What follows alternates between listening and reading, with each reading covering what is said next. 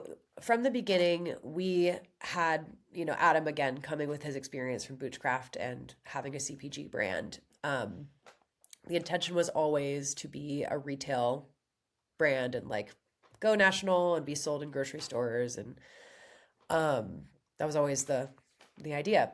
However, we started the business on April 1st of 2020. So that's when our lease started. Woo! Uh, and in some ways, that was a blessing.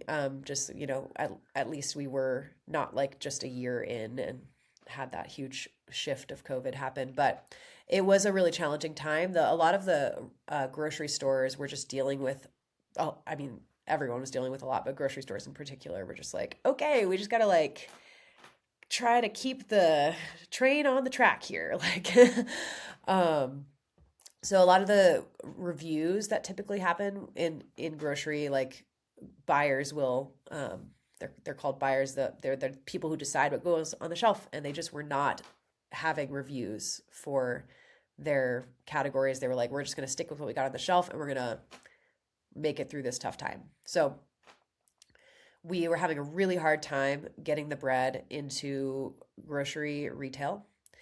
And simultaneously, we had a friend of ours who had a lot of experience with direct to consumer marketing.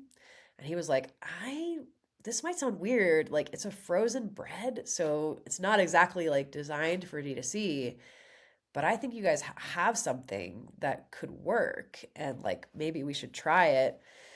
Um, and so we were like, all right, let's give it a shot. Let's see what happens if we put our bread out to the digital audience. And I really think like, yeah, our bread is just so unique.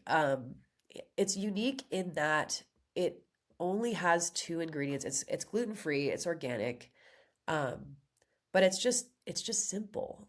And there's a lot of people in our country who have food allergies to a lot of gluten is a main one, but also like other gluten-free breads have things like quinoa or guar gum or xanthan gum, or corn or egg or nuts, and like there's all these other allergens that get put into gluten-free bread in order to try and replicate like a white bread replacement, which our bread is not really trying to be. It's its own type style of bread. And yeah, people were just like, "Oh my gosh, I can eat this." And so we created a customer base across the nation. And yeah, I think we started in 2022. We started the direct to consumer. Um, and by 2024, we were doing like 2 million a year in revenue from e-commerce.